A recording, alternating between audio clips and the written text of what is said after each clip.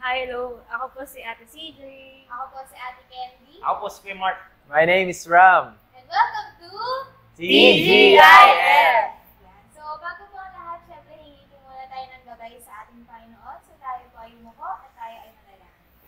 Panginoon, maraming salamat po sa opportunity na ito para po kami patuloy na lumago, Lord God, spiritually at patuloy na humingi po ng guidance sa inyo, Lord God. Nawa, Panginoon, as we come to you, in prayer, Panginoon, and in devotion, Lord God, sa inyo pong salita, patuloy niyo po kami samahan, Lord, and our prayer, Panginoon, is that may you continue to reveal yourselves to me, Panginoon, and to us, Lord God, and patuloy niyo pong gamitin yung salita niyo, Panginoon, para maging gabay po namin, Lord God, dito sa mundo ito.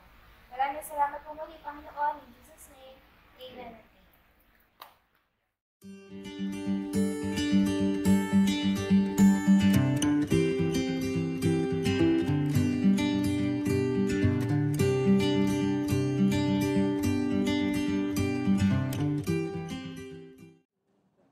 Magandang araw po sa ating lahat. Sa oras na to, tayo po ay magpuri at umawit sa ating Panginoon.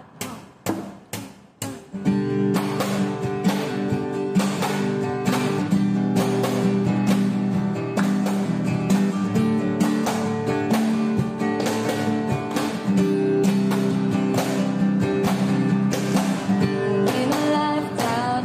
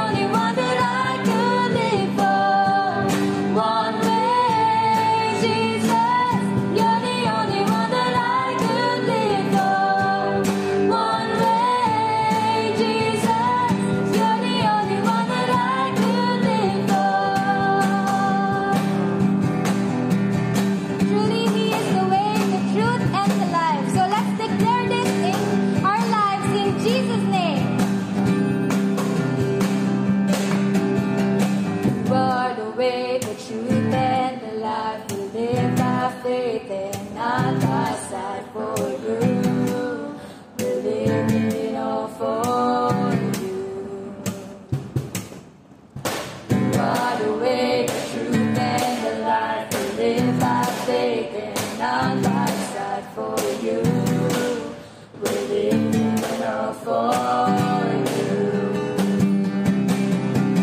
You are the way, the truth, and the life. To live by faith and not by sight for you. Believing all for you. Inside God, you're the way. You are the way, the truth, and the life. To live by faith and not by sight for you. Believing all for you. One way, Jesus, you're the only one that I could live for. One way, Jesus, you're the only one that I could live for. One way, Jesus, you're the only one that I could live for. One way, Jesus, you're the only one that I could live for.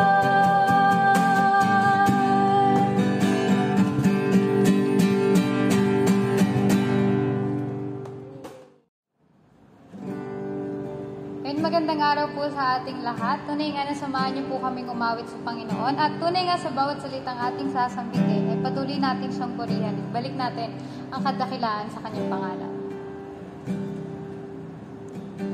You stood before creation, eternity in your hand. You spoke the earth into motion, so now to stand.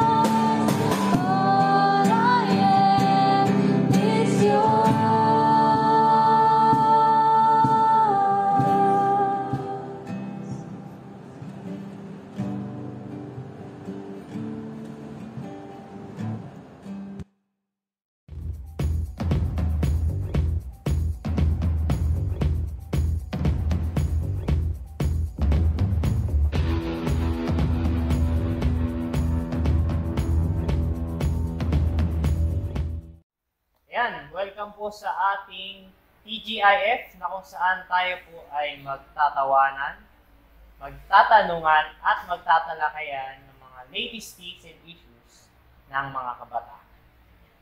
So ngayon, hindi issue yung hindi issue yung ating pag-uusapan.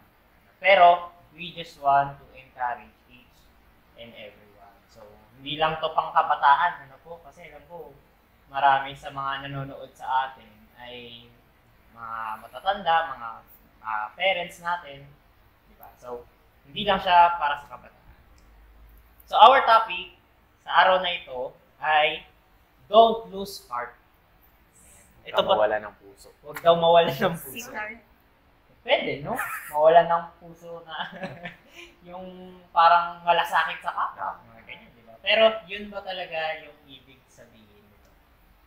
So, makikita natin yung text natin sa 2 Corinthians 4:16. So, maaari bang basahin ni Kuya Ram? Yan. Kuya Ram, basahin. Yan, sabi sa 2 Corinthians chapter 4 verse 16, we do not lose heart, though outwardly we are wasting away, yet inwardly we are being renewed day by day. Wow. Yan. Sabi rito, no? Outwardly, we are wasting away. Inwardly, we are renewed. Ano pa kaya yung ibig sabihin nung sinasabi rito sa scripture natin? So, para mabigyan natin kulay, ipagpalagay natin sa ganitong senaryo.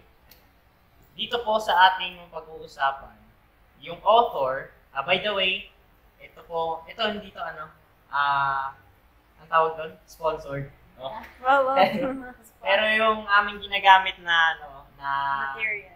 app, no, is yung Our Daily Bread.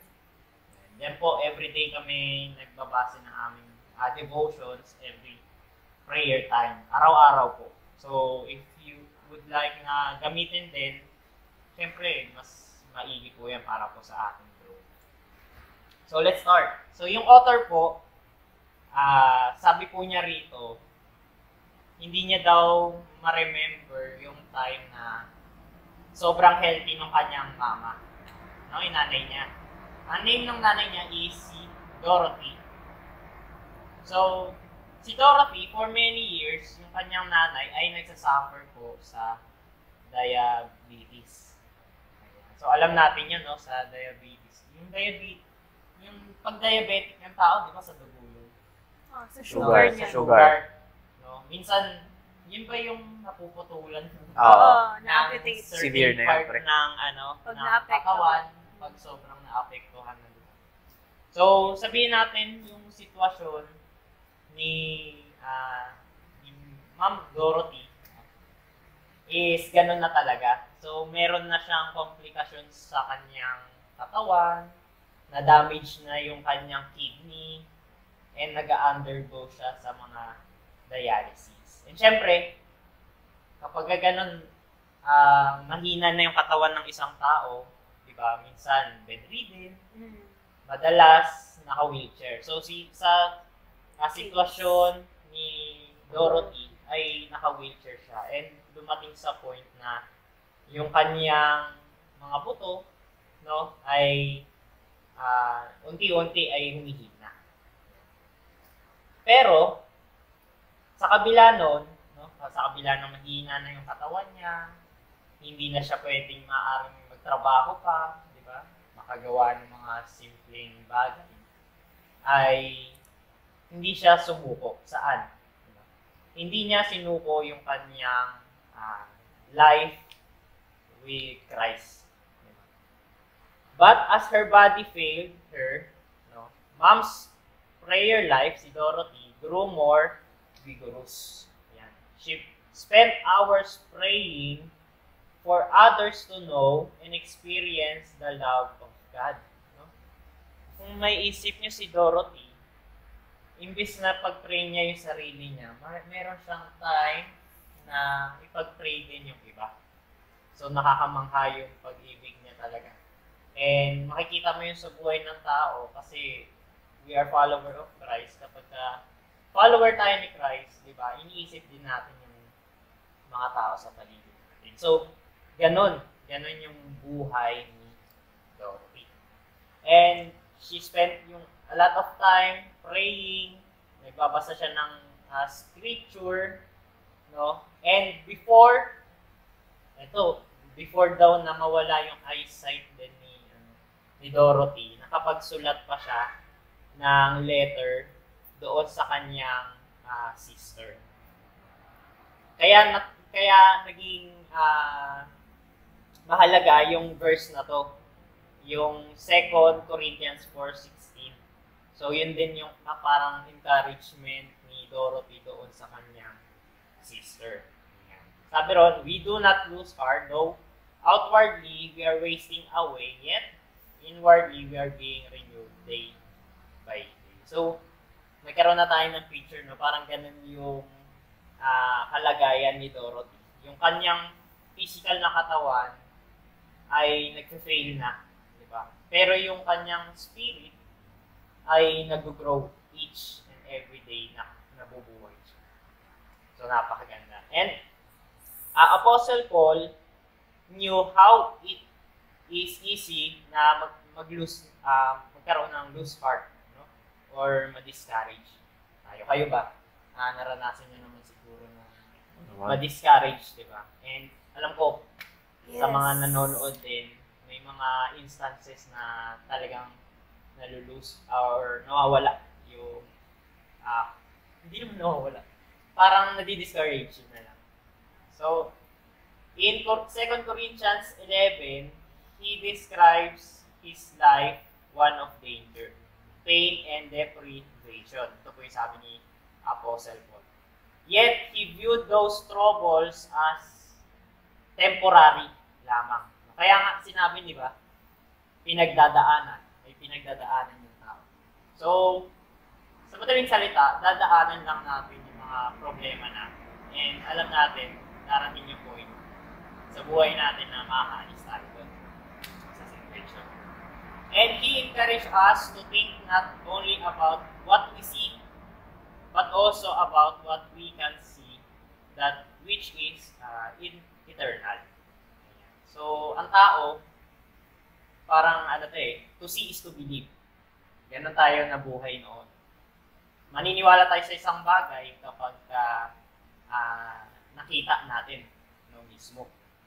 And, syempre, when it comes sa problems, kapag malaki yung problema, sometimes, nabablock tayo noon. And hindi natin nakikita yung plano ng Lord sa atin, yung bigger picture, no, na gustong makita ng Lord sa atin. So, parang ganito lang yan, di ba? Kaya tayo nagsasalamin, yan, yung mga salamin. Di ba? Ikaw lang wala ngayon Ako wala ako salamin. Oo nga, no? Wala ako salamin. Wala ka, pre. Wala, di ba? Huwag naman. Kasi Ikaw lang wala baka salamin. mahirap ang malabo ang mata. Mahirap talaga. So, Ako na ang ma-order lang. lens, di ba?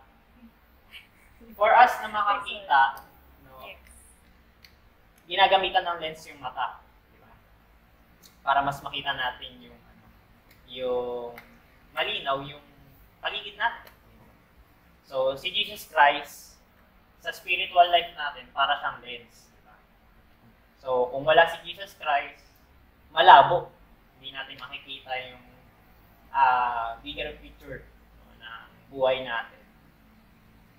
Kung walang lens, walang Jesus Christ, nakafocus lang tayo dun sa problem, sabihin natin. Or yung mga bagay sa paligid natin, sobrang labo. Diba? Sa trabaho, sa school, mga ari, hindi natin nakikita yung pag may pinagdaanan tayo, hindi tayo nagkakaroon ng hope. Kumbaga. So, ganun kahalagahan nung meron Jesus Christ sa ating mga buhay. So, despite of what is happening to us, no, lahat tayo may mga pinagdaraanan. Our loving Father is continuing our inner renewal every day. So, ano bang ibig sabihin nun? So, simple lang. Magkaroon tayo ng devotion, yung prayer life natin, pag-igihin natin. His presence with us is sure. Though the gift of prayer is only a breath away. And His promises to strengthen us and give us hope and joy remain. So, ito na. Dito na tayo sa ating question and answer. Yun. Question and answer. So, ano ba, what causing you to be discouraged or lose heart? So, sa madaling salita, ano bang mga instances or parang bakit nagkakaroon ng discouragement sa buhay ng isang tao? So, sige, umpisahan na ni Kuya Ram. Ayan. Sa totoo, Wala. nag-iisip pa kasi siya. Hindi, may naisip naman na ako. Ayun. Very So, sa akin siguro, number one is parang kung feeling mo walang change or progress sa isang bagay. Kasi may na-experience ako niyan one time. Matagal naman na to. Ayun nga, nakwento ko naman dati is, kasi ako may ligaw mangupit pang computer. No. Yan. And, ayun yung naging impression na sa akin ng family ko. Kunyari, binawalan sa amin. So, alam na, si Ram ang niyan. Ang Deserve. possible na kumuha. Kasalanan. So, yun. And then, ayun, na-invite ako sa camp, yan nga, binabago ni Lord. Then, may time nun, pinagbantay ako sa pinsan ko na SPED. Then, sobrang, talaga, nung time na yun, ay yung time na sobrang nandun na ako sa process ng, Nagbabago. ng pagbabago. Talagang, yung temptation to steal, di ba, or kumuha, nalalabanan ko na siya eh. Kaya kahit may nakikita na ang pera nun, wala na eh. Tinatawag Tapos, ka na after 3 days, di ba yun na, nabantayan ko na yung pinsan ko. Kasi 3 days ko siya binantayan eh, every day. Technical, 3 days. So, yun, 3 days. Then, biglang, siguro kinabukasan, biglang pumunta yung tatay ng pinsan ko, yung tito ko. Tinatanong niya ako kung umakyat daw ba ako sa 3rd floor. Eh, syempre ako, hindi mo na ako umakyat doon. Parang, ang inaakyatan ko lang, 2nd floor, which is yung kwarto ng pinsan ko. Then, sabi ko, di pa ako umakyat ng 3rd floor. Tapos, nung tinanong ko bakit, sabi, yung kapatid ng lolo ko, doon di kasi nakatira. Sa 3rd floor yung kwarto niya. Nawalan daw siya ng pera. Tapos, ako yung sinisisi. Tapos, talagang, yung talagang pinipilit nung kapatid ng lolo ko niya. Hindi, ikaw yun. Parang, nung time na yun, Pati ikaw napaisip kung ano, no? Ano yun? hindi kasi nung time din na yun, ang iniisip ko, hindi lang ako yung pumunta sa 3 araw na yun. Kasi yung pinsan ko, meron din siyang tutor. Ito na mga suspect. Tapos sa tutor, meron din yung kapatid ng tito ko. So, parang tinanong daw parang inekis na agad nila yung tutor eh. Parang sabi nila, hindi, baka hindi naman nakakat yun. So, ang tinanong daw ako, tsaka yung kapatid ng tito ko. So, natanong nila yung kapatid ng tito ko, di naman daw siya makiat. Tapos ako, So, yun, pinaniwalaan nila. parang ako yung naipit. Tapos nung pinapakinggan ko yung confrontation, nung kinonfront ako ng tito ko, parang sabi ko sa kanya, ito sa lahat ng ginawa ko, ito yung masasabi ko na hindi talaga ako yung kumuha. Pero, magsasorry ako doon kay uncle kasi tawag ko sa kapatid na lolo. Kung ganun man yung naging impression niya sa akin. Pero, hindi talaga ako yung kumuha. Then, nag-sorry ako sa uncle ko na yun. Sabi niya, Hindi ka na daw uulit. hindi siya naniniwala. Sabi niya, Hindi pa hindi naniniwala. mo, basta yung ganun yung niya, hindi siya naniniwala. Tapos nung time na yun, syempre, ando ka sa process ng change, ng pagbabago. Parang Tapos natitempt na-question ka mo na rin, hindi naman, na-question mo na yung sarili mo. Sabi ko, ba't pa ako nagbibigay ng effort dito sa progress na to, para mag-progress kung hindi naman din pala nagbubunga. Kung ganun. Sabi ko, ayun din yung sabi ko, parang time na muntik na rin akong yung bumitaw sa faith na meron na kay Lord. Parang sabi ko, wala naman hindi naman nila nakikita yung effort ko na talaga nagbabago na. Ba't pa ako tutuloy, di ba? Sabi ko, huwag na lang. Tapos yun, hindi naman siya natuloy. Hindi naman, parang thought lang naman siya.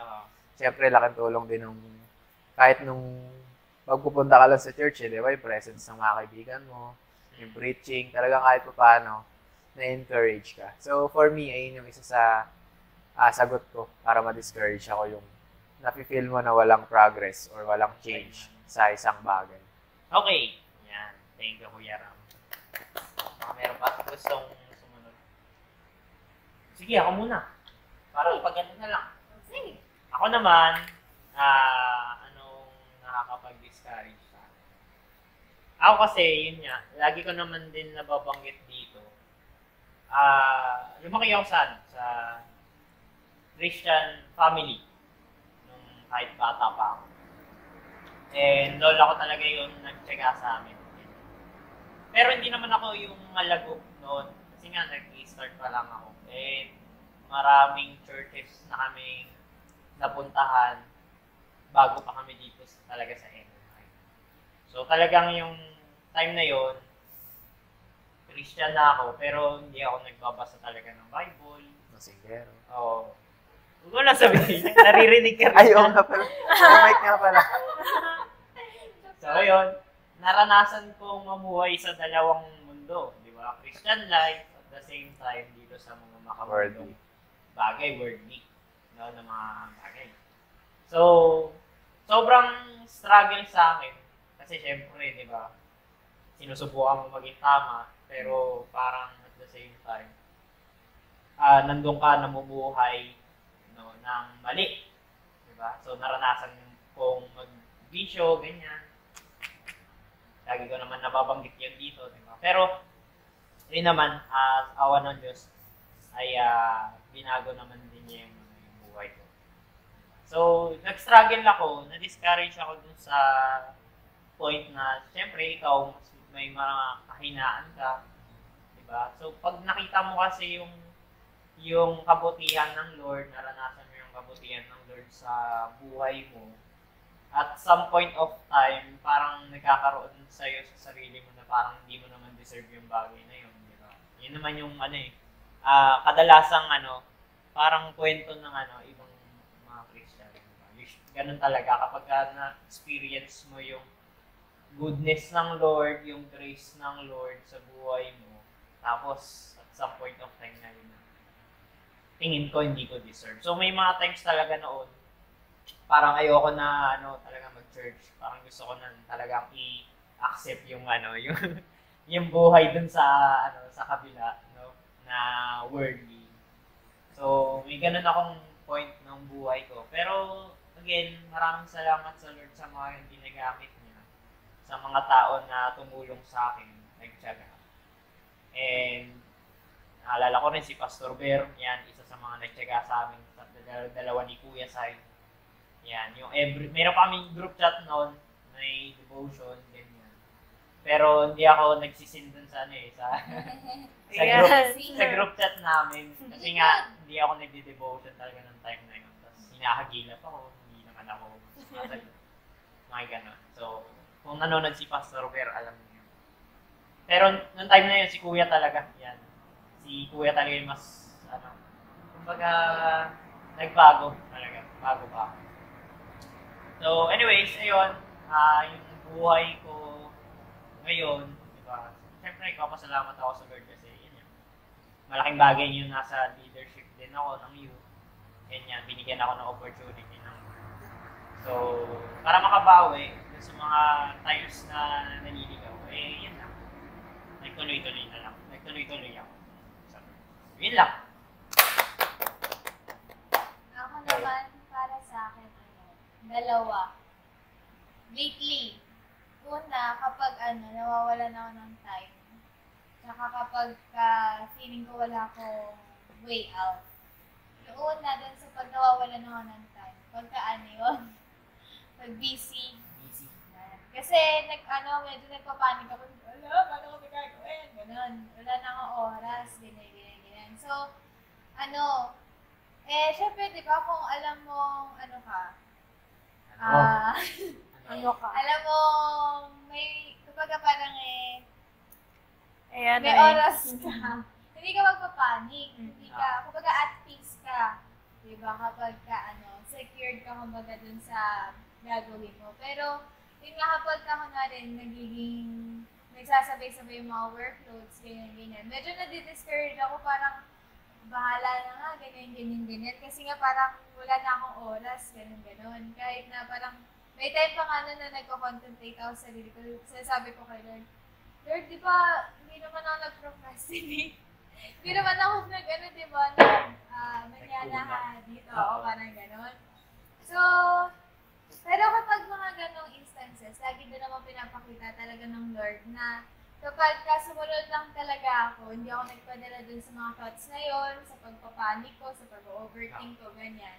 Pinapakita naman yan talaga na kaya ko magawa yung mga dapat kong gawin. Kasi siya talaga yung nagsistrengthen sa akin at nag-enable para magawa ko yung mga bagay na yun.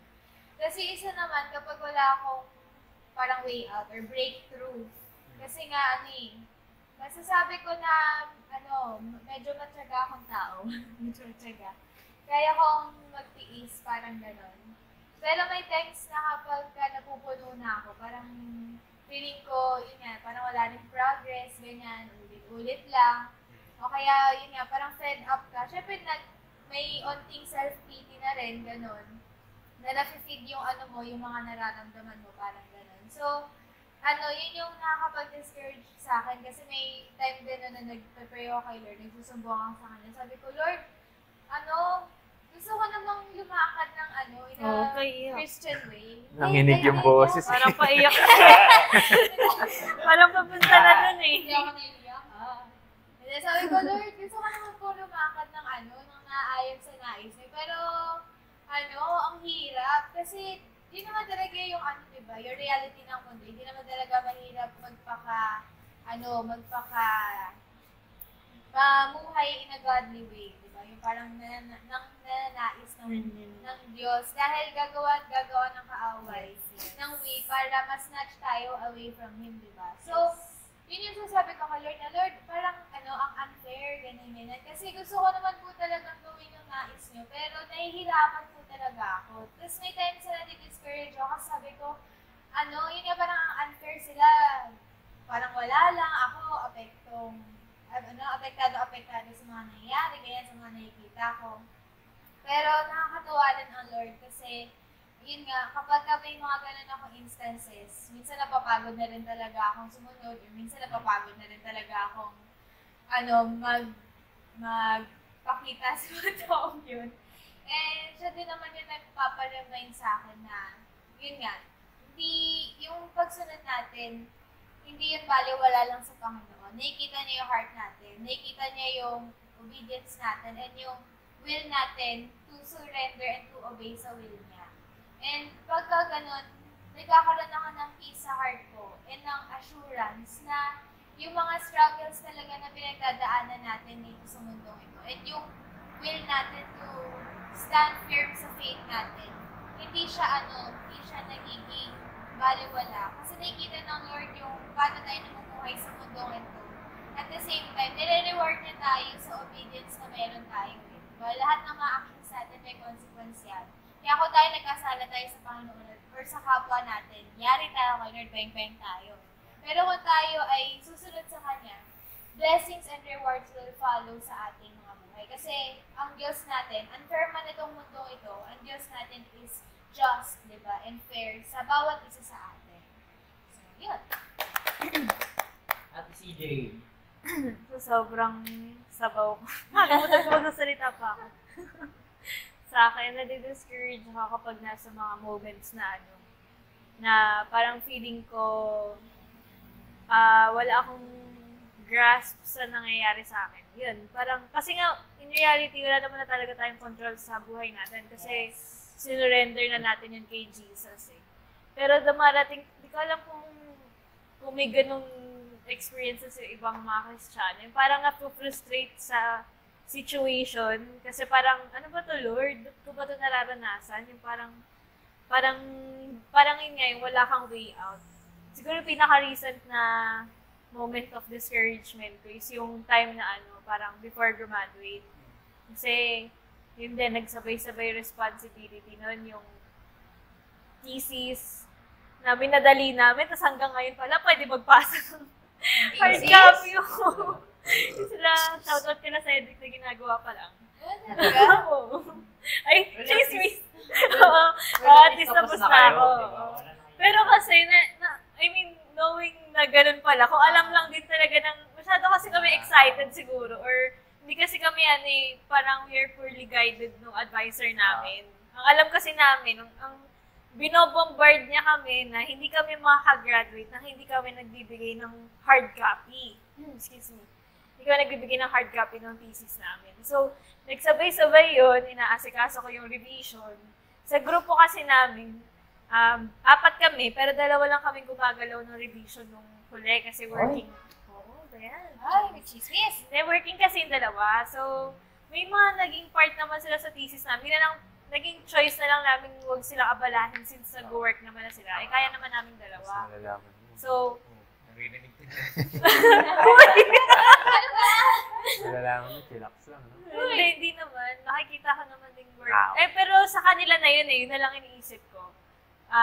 May personal growth pa rin naman kami. Kumbaga. Hindi nyo na makabalan yun. Oo, hindi namin kawalan. Kasi, malay mo mag-masters, di ba? Mas may knowledge kami paano gumawa ng Tawag sa kanila. ng thesis. Ang dami ko actually natutunan pagdating sa Word dahil dun sa revisions ko sa thesis. Yung format, mga ganyan, eme. So, asa na ba ako? Ayun, nakaka-frustrate kasi, yun nga, nagkasabay-sabay yun. Tapos, bagamat sa 4, 2 kaming kumikilos, nasa akin yung final say. Minsan nga pa nagkakakiskisan kami nung kagrupo ko na yun kasi may papagawa ako sa kanya kasi antok na ako. Siyempre, pagod ka na, ganyan. Tapos ako nga yung final say. Minsan, hindi ko na talaga kinakaya. Binibigay ko sa kanya. Tapos, meron kasi akong tendency na sobrang ko sa detail. Na pag chinek ko yung gawa niya, alam kong hindi ako yung mag-settle na okay na to, perfect. I-check ko pa talaga yun. Pero minsan parang nainis ako kasi pinalalagyan ko ng borders yung paper namin. Border na lang as in, wala nang gagalawin sa page number, wala na sa table of contents. Lahat okay na. Yun na lang talagang border kasi naglolo ko yung laptop ko. Pwede ko naman din sanang gawin. So, ato siyang parang hindi ko alam paano, ganyan. So, sinend ko yung video.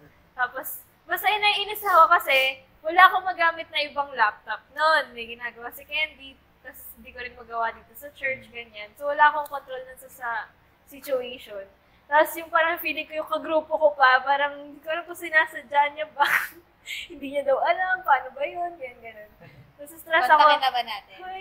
Tapos, nagawa niya. Kaso, nawala yung page number. Ang hirap ko, alam nyo lang talaga, ang hirap i-manipulate ng page number, tapos yung table of contents. Kasi pag nagalaw yun, masisira din yung table of contents. So, parang inis na inis ako sa kanya kasi parang feeling ko yung ilang araw ko ng puyat, nawala, parang ganun. Tapos, tinatry ko i-format sa file niya.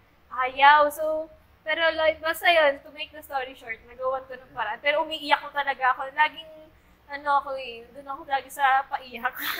Iiyak muna. Tapos yun nga, dumagdag pa yung mga exams ko na bumabagsak ako. So, ang fear ko nun, hindi talaga ako makagraduate. Kasi, bumabagsak ako. Tapos, yung thesis namin, ang gulo-gulo. Parang feeling ko, parang yung situation na yung nagsasabi na hindi ka pag-graduate. Nakakainis kasi ilang linggo na lang yun. Tapos, yun nga, feeling ko hindi pa ako kasama sa list. Pero, ayun nga, parang siguro dinadaan lang talaga ako ni Lord sa mga situations na gano'n para pa-remind sa akin na wala talaga hindi ko kayang i-control yun. Dapat kong i-surrender ilan. So, yun, yung mga situations na nadi-discourage. Yeah. So, sige, maraming salamat natin CJ, Candy, Kuya Rab. So, baka meron din kayo guys dyan sa comment section, you can share yung mga bakit kayo nadi-discourage. Pero ito, isa pa, last na siguro. Which scriptures are especially encouraging to you? Ano ba yung nakakatampi? So, sinong gusto mo na? Ako ulit? Ikaw na ulit. Sige. Parang ganun na. Siguro sa akin yung gamit na Joshua 1 verse 9. Sabihin gamit na gamit. Hindi, syempre, di ba? So, be strong and courageous. Do not be afraid. Do not be discouraged. For the Lord your God will be with you wherever you go. So, siguro, ito na lang din yung isa sa encouragement na iniisip, di ba? Kung sakaling nandun ka sa sad boy moments mo or sad tito moments, di ba? So, thank you kay Lord sa patuloy na pag-remind by His word na galing sa Joshua. Okay. Sa akin naman sa Matthew 7:7. Ask and it will be given to you. Seek and you will find. Knock and the door will be open. Kasi nung mga nakaraang araw, nag-struggle talaga ako sa prayer life. As in, wala, hindi na ako nagpe-pray. May mga ganun. Tapos, may nakita ko isang preaching. Parang gano'n. Maaari tanong din nila to, bakit kailangan pa natin mag-pray if God is an all-knowing God? Diba? Sabi sa Biblia, di ba? Sa Matthew rin yun. Diba? In this manner, pray. Ganyan. So, yun yata yung yung part natin.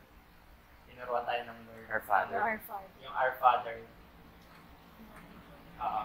Yung parang format na paano tayo. So, sinabi doon, in this manner, pray. No? Hindi naman sinabi, in this manner, do not pray. So, magkasunod kasi yun eh. Yung God is an all-knowing God. Kaya alam niya yung bago tayo humingi sa Kanya, alam niya na yung prayer natin. So ngayon, pansinin natin paano kung hindi tayo nagpe-pray. For example, ikaw may gusto kang ibigay sa tao. Di ba, pag kukunin niya yung bagay, naka-open yung hands. Naka-open siya ng hands. Ngayon, kung tayo, hindi tayo magpe-pray, para tayong naka-close yung hands. Ang Lord, alam niya na kung ano yung prayer natin. Diba? Ang gusto niya lang is maging open hands na tayo. Open heart, open mind. So, yun lang yung gusto ng Lord. Kaya kailangan pa rin talaga natin mag-pray. So, mapapansin ninyo, yung scripture kanina. Ask, seek, knock. No? Yung kada letter, yung ask, A. Yung S, yung seek, S.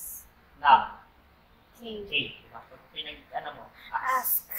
So, Wow. yun lang yung yung parang na-realize ko na, oo nga, yun lang naman yung need kong gawin talaga. Siyempre, yung pag-ask may kasamang pagtitiwala.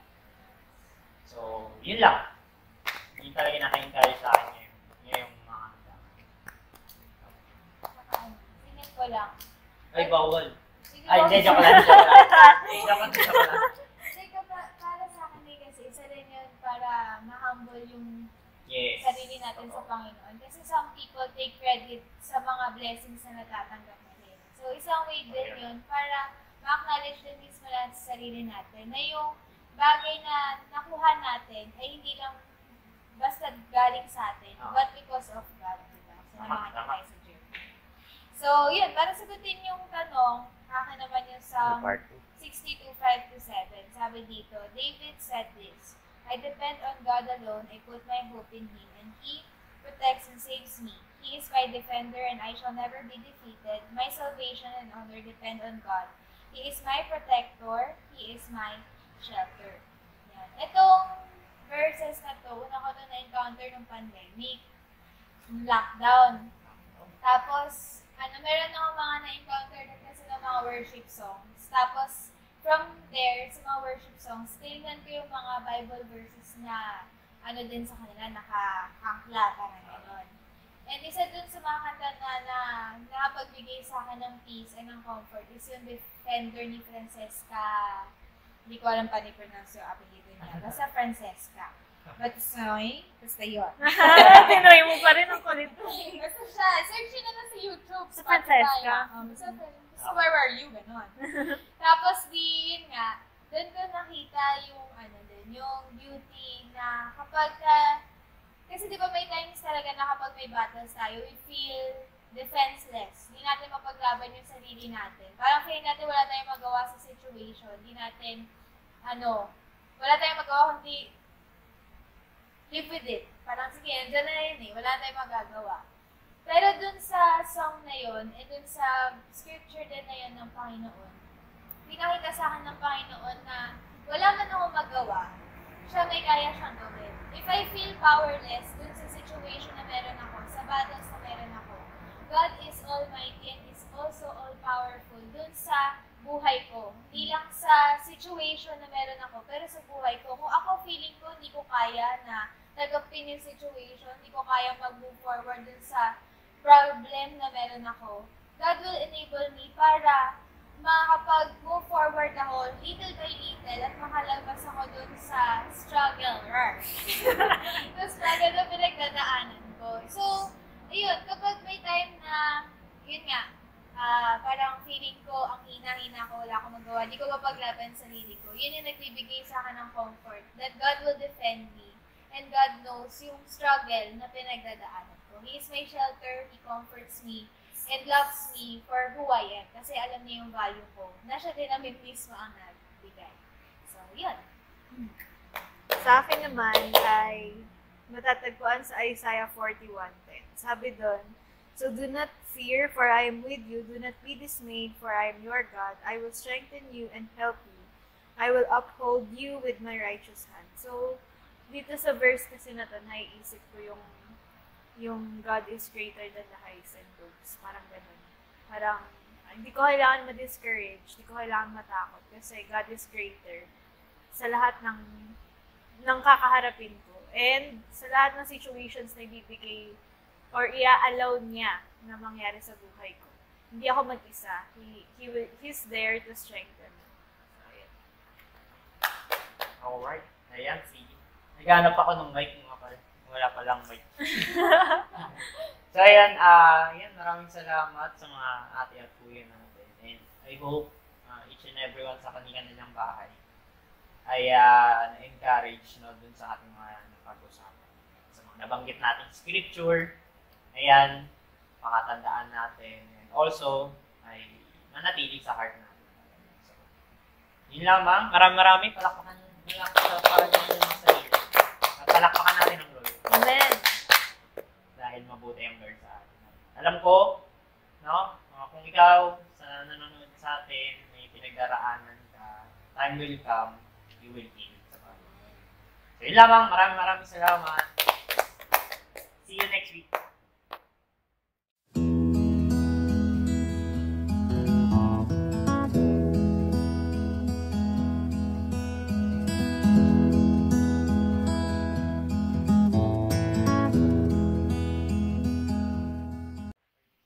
Maraming salamat po sa pagsama muli sa ating TGIF. Sana po meron tayong natutunan, na-remind, and syempre na-encourage yung bawat isa. So, bago po tayo magtapos sa ating programa, ay manalangin po muna tayo. So, let's pray. Lord, maraming salamat po sa aming napag-usapan. Salamat sa insights, sa encouragement na binigay ng bawat isa. And nawa, patuloy kayong sumama sa amin. Patuloy nyo kaming i-remind, Panginoon, sa mga panahong kami ay nadi-discourage, Panginoon, naway mga nabanggit na verses, scripture, Panginoon, or ano pa mang lumabas sa aming bibig kanina, ay na-remind yung bawat isa na hindi mo kami iwan, Panginoon. Kung ano yung mga way para muli kami ay ma-encourage sa pagsunod namin sa iyo. Maraming salamat po. Pagpalain niyo yung bawat isa. In Jesus' name we pray. Amen.